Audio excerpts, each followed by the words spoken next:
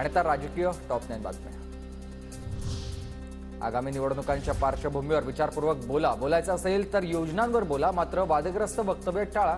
केंद्रीय मंत्रिमंडळाच्या बैठकीत पंतप्रधान नरेंद्र मोदी यांच्या या मंत्र्यांना सूचना। निवडणुकीदरम्यान कोणालाही भेटताना विचारपूर्वक भेटा। शरद पवार प्रमोद महाजन यांच्या भेटीचं उदाहरण देत मोदींकडून मंत्र्यांना सल्ला। मोदींनी जाहीर केलेल्या पॅकेजपैकी किती निधी बिहारला मिळाला? आम्हीही मोदींच्या भूलताफांना फसलेलो होतो। कामांपेक्षा आता केवळ नावं बदलणं सुरू। मोदी गॅरंटी म्हणजे जुमला। उद्धव ठाकरेंची मोदींवर ही जोरदार टीका।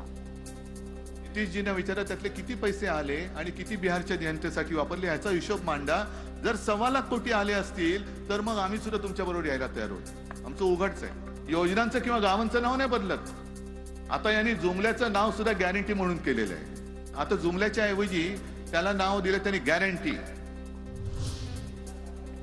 भाजपच्या पहिल्या यादीत निष्ठावंत नितीन गडकरींचं नाव नाही, मात्र ज्या कृपाशंकरांवर बेहिशेबी मालमत्तेचे आरोप लावले त्यांना पहिल्या यादीत तिकीट, ही कुठली गॅरंटी? ठाकरेंचा हा भाजपला सवाल आहे। राहणार माणूस कृपाशंकर सिंह, त्याचं पहिल्या यादीत नाव आहे, पण निष्ठावंत नितीन गडकरींचं नाव नाहीये। ही कुठली गॅरंटी? हा कुठला प्रकार आहे? मग कुठल्या तो त्यांचीच जाहिरात होती ना, कुठे नेऊन ठेवलाय महाराष्ट्र माझा? हे खरंच आहे, महाराष्ट्राने पूर्ण देश कुठे नेऊन ठेवलं तुम्ही आमचं?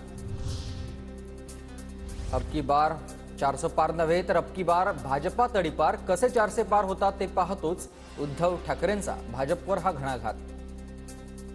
यांची जी काय मिजाज आहे, अब की बार 400 पार, मी म्हणतो अब की बार भाजपा तडीपार। या घोषणा द्या, अब की बार जोरात, अब की बार भाजपा तडीपार। कसले 400 पार होतं ते बघतो मी तुम्हाला। राष्ट्रवादी काँग्रेसकडून बँकेला पत्र। पवार गटाकडून आर्थिक व्यवहार होऊ नयेत यासाठी बँकेला पत्र। पक्ष अजित पवार गटाला मिळाल्यानंतरही पक्ष कार्यालयासह बँक खाते पवार गटाच्या ताब्यात। शिक्षण मंत्री दीपक केसरकरांना आंबोलीतील संतप्त महिलांचा घेराव। वन परिसरातील अनधिकृत बांधकामांच्या मुद्द्यावरून ग्रामस्थ आक्रमक। 18 दिवसांपासून ग्रामस्थांचं उपोषण।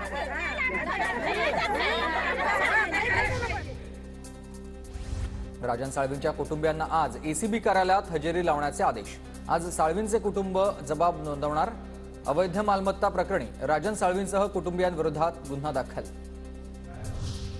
शिक्षक आमदार कपिल पाटलांकडून नव्या पक्षाची घोषणा। समाजवादी गणराज्य पार्टी असं पक्षाचं नाव। नितीश कुमार भाजपसोबत गेल्यानं कपिल पाटलांकडून जेडीयूला रामराम।